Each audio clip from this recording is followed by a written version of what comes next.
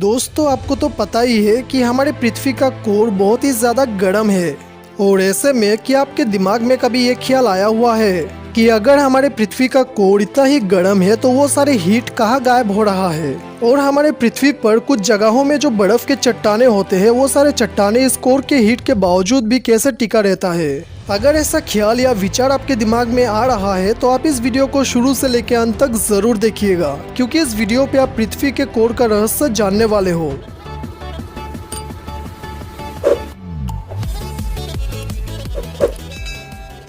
ये बात तो बिल्कुल सही है कि पृथ्वी का कोर बहुत ही ज्यादा गर्म है और इस गर्म कोर के वजह से ही हम पृथ्वी पर एग्जिस्ट कर पाते हैं।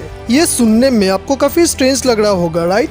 पर आपको बता दूं, हमारे जिंदगी के अस्तित्व के लिए पृथ्वी का गर्म कोर बहुत ही ज्यादा महत्वपूर्ण होता है। अब इससे पहले कि हम पृथ्वी के सबसे गहरे पॉइंट पर डिस्कस करें, हम पृथ्वी के लेयर्स के बारे में थोड़ा आसान शब्द में समझने की कोशिश करते हैं। वोल्केनिक इरप्शंस और सेस्मिक वेव्स, यानी कि जो वेव्स भूकंप, ज्वालामुखी का विस्फोट या कुछ डिस्टर्बेंस के चलते हमारे पृथ्वी के अंदर पैदा होता है, उसके स्टडी और रिसर्च से चट्टानों का विश्लेषण करना और हमें हमारे पृथ्वी का इंटरनल स्ट्रक्चर को बेहतर तरीके से समझने में काफी मदद मिलता है। हमारे पृथ्वी एक होमोजेनियस सॉलिड यानी कि सजातीय की तरह नहीं है, बल्कि ये पृथ्वी कई सारे लेयर्स से बना हुआ है। हमारे पृथ्वी का निर्माण लगभग 4.6 बिलियन साल पहले इस सौरमंडल के जन्म के साथ हुआ था। शुरुआत में ये पृथ्वी सिर्फ एक गैस का बॉल हुआ करता था, लेकिन जैसे जैसे वो सारे गैसेस एक दूसरे के साथ रिएक्ट करना शुरू किया और अलग अलग डेंसिटी के मटेरियल सेपरेट होने लगे, तब जाके पृथ्वी पर रहने लायक कुछ बना, जैसे आज है। हमारे पृथ्वी के सबसे बाहर वाले लेयर को क्रस्ट कहा जाता है और ये वही लेयर होते हैं जहाँ पे हम रहते हैं, घर बनाते हैं और साथ ही पेड़ पौधों को लगाते हैं। अगर हम इस क्रस्ट को दूसरे लेयर से कंपेयर करें तो ये काफी पतला होता है। अब महासागरों के क्रस्ट लगभग 8 किलोमीटर तक गहरा होता है और वो क्रस्ट ज्यादातर बेसॉल्ट और कॉन्टिनेंटल क्रस्ट से बना हुआ है, जिसका चौड़ाई करीब 32 किलोमीटर तक होता है और वो मेनली ग्रेनाइट से बना हुआ है। अब इसके नीचे यानी कि क्रस्ट के नीचे जो लेयर होता है उसे मेंटल कहा जाता है और ये मेंटल सेक्शन का थिकनेस करीब 2900 किलोमीटर तक है। इस मेंटल का अपर पार्ट बहुत ही हार्ड और भांगुर होता है, लेकिन मेंटल के नीचे का पार्ट आधे पिघले हुए चट्टान की तरह बहता है। मेंटल का जो अपर लेयर होता है, यानी कि जो लेयर क्रस्ट के साथ कॉम्बाइन होता है, उसे लिथोस्फीयर कहा जाता है, जबकि मेंटल का लोअर पार्ट यानी कि आधे पिघले हुए लेयर को एटमॉस्फेयर कहते हैं। अब आते हैं हमारे फाइनल पॉइंट पे, यानी कि हमारे पृथ्वी का कोर, और ये कोर मेंटल लेयर के ठीक नीचे ही होता है। अब इस कोर को भी 2 पोर्शन में डिवाइड किया जाता है, जिसे हम आउटर कोर और इनर कोर के नाम से जानते हैं। अब जो आउटर कोर होता है वो मेनली निकेल और आयरन से बना हुआ है और ये कोर पूरी तरह से लिक्विड फॉर्म में होता है। इसका टेम्परेचर बहुत ही ज्यादा है, जो कि तकरीबन 2204 से 2700 डिग्री सेल्सियस तक होता है और इस कोर का थिकनेस लगभग 2300 किलोमीटर तक है। अब इस आउटर कोर को क्रॉस करने के बाद फाइनली हम पृथ्वी के सबसे गर्म पार्ट तक पहुंच चुके हैं, जिसे हम इनर कोर के नाम से जानते हैं। इस इनर कोर का टेम्परेचर आउटर कोर से भी बहुत ही ज्यादा है, जो करीब 4900 से 7200 डिग्री सेल्सियस तक होता है। अब हैरान कर देने वाली बात तो ये है कि इतना हीट होने के बावजूद भी ये इनर कोर पूरी तरह से सॉलिड फॉर्म पे होता है और इस कोर का थिकनेस करीब 1200 किलोमीटर तक होता है। ये तो हो गया हमारे पृथ्वी का कोर और लेयर के बारे में कुछ इन्फॉर्मेशन जो आप समझ गए होंगे। अब यार, हमारे पृथ्वी का कोर इतना गर्म क्यों होता है? देखिए, हम इंसानों के लिए जो इस क्रस्ट पर रह रहे हैं, ये कल्पना करना भी मुश्किल है कि पृथ्वी के कोर में इतना टेम्परेचर हो सकता है जो सूरज की सतह के टेम्परेचर से भी ज्यादा है। अब नेचुरली ये क्वेश्चन हमारे दिमाग में आ सकता है कि हमारे पृथ्वी जो कि 4.6 बिलियन साल पुराना है, ये पृथ्वी इतना हीट कैसे पैदा कर रहा है? अब इस पृथ्वी के गर्म कोर के पीछे 2 बड़ा रीजंस हो सकता है।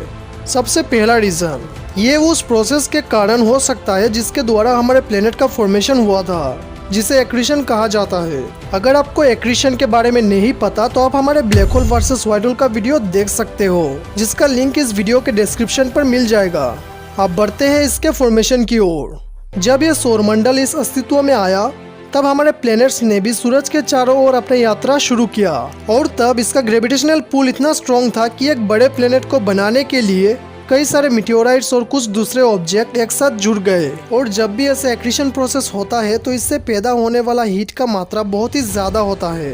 अब इस प्लेनेट फॉर्मेशन का प्रोसेस समाप्त हो जाने के बाद सभी मटेरियल्स अपनी डेंसिटी के अनुसार लेयर्स में सेपरेट करना शुरू कर दिया और जो ज्यादा डेंसर मटेरियल था यानी कि सबसे घना पदार्थ वो कोर में बस गया। यहाँ तक कि सेटल होने के प्रोसेस में भी बहुत ज्यादा गर्मी पैदा की है। पृथ्वी का ये प्राइमोर्डियल हीट अभी भी कोर में मौजूद है क्योंकि हमारी ये पृथ्वी बनने के दौरान जल्द से जल्द इसे खत्म करने में असमर्थ था और अब ये गर्मी पूरी तरह से बस गया।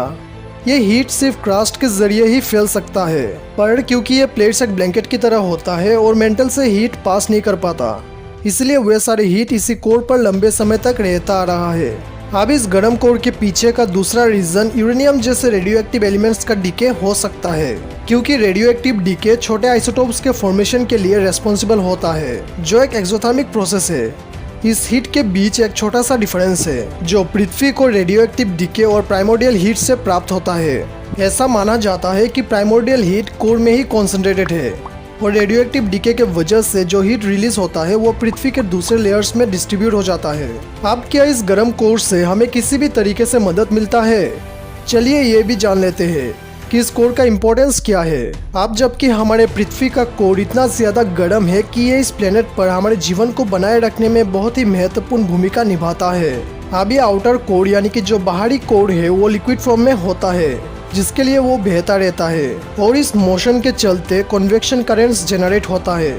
इसी कारण से हमारे पृथ्वी पर मैग्नेटिक फील्ड एग्जिस्ट करता है और बदले में ये मैग्नेटिक फील्ड हमें सोलर फ्लेयर से बचाता है। सोलर फ्लेयर्स का मतलब सूरज की सतह से बहुत ही ज्यादा हाई एनर्जी रेडिएशन का एक बड़ा विस्फोट या सनस्पॉट के साथ जुड़ा हुआ होता है, जो पृथ्वी पर रेडियो और मैग्नेटिक डिस्टरबेंसेस का कारण बनता है और उसी के साथ ये कोर पृथ्वी पर रहने लायक हैबिटेबल एटमॉस्फेयर को बनाए रखता है। आउटर कोर और हीट में कन्वेक्शन करेंट्स विशेष रूप से मेंटल के ऊपर लेयर्स में मोशन पैदा करता है और ये मोशन उन प्लेट्स को शिफ्ट करने में मदद करता है और लास्ट में इसी प्रोसेस के चलते नए कॉन्टिनेंट्स और नए लैंड मासेस का निर्माण होता है। अब आप समझ गए होंगे कि हमारी पृथ्वी का कोर इतना गर्म क्यों होता है और आपको इस कोर के बारे में काफ़ी कुछ जानने को मिला होगा। अब यार आपको ये वीडियो कैसा लगा और अगर आपके दिमाग में कोई भी सवाल हो तो हमें कमेंट करके ज़रूर बताइएगा। अगर आप ऐसे और भी इंटरेस्टिंग वीडियोस को देखना चाहते हो तो आप हमारे इस चैनल को सब्सक्राइब कर लेना और साथ में दिए गए घंटे को भी ऑन करके ऑल पे सिलेक्ट कर लेना ताकि आने वाले वीडियोस आपसे मिस ना हो।